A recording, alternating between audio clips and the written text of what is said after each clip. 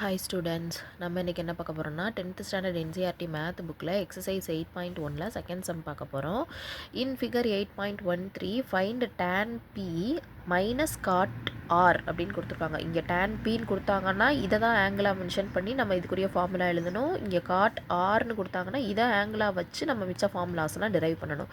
இப்போ இதில் இது வந்து ஹைப்போடென்யூஸ்னு தெரியும். எந்த ஆங்கிள் எடுக்க போகிறோம்னா ஃபஸ்ட்டு இதில் ரைட் ஆங்கிளில் இந்த ஒரு சைடு மிஸ் ஆகுது இல்லையா, இதை கண்டுபிடிச்சிக்குவோம். இதை கண்டுபிடிக்க என்ன பண்ணலாம், பை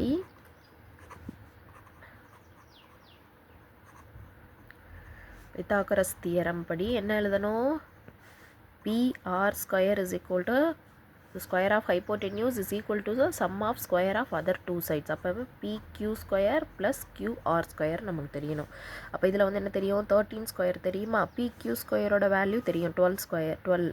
அப்போ QR மட்டும் தான் தெரியாது. அப்போ தெரியாத வேல்யூ மட்டும் வச்சுட்டு தெரிஞ்ச வேல்யூலாம் இந்த சைடு கொண்டு வந்துடலாமா. அப்போ என்ன பண்ணலாம், QR square minus 13 square minus 12 square is equal to 13 ஸ்கொயர்னால் 169 வரும். இது 144 வரும். ரிமைனிங் 25.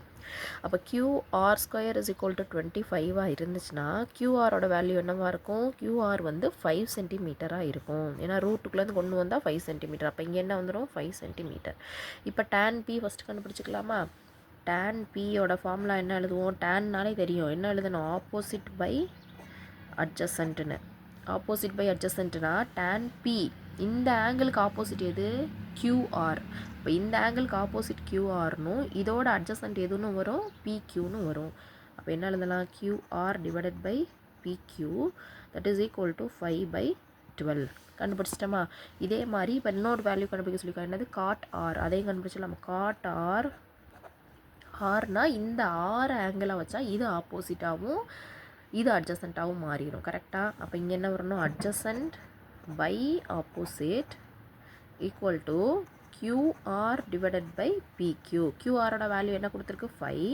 PQவோட வேல்யூ 12 கிடச்சிருச்சு. இப்போ ரெண்டு வேல்யூ கண்டுபிடிச்சிட்டோம். இப்போ ரெண்டு வேல்யூவோட என்ன கண்டுபிடிக்க சொல்லியிருக்காங்க, சப்ட்ராக்ஷன் கண்டுபிடிக்க சொல்லியிருக்காங்க. சப்ட்ராக்ஷன் கண்டுபிடிச்சா என்ன வரணும், tan p minus cot r is equal to 5/12 minus 5/12 that is equal to என்ன கிடச்சிரும், 0.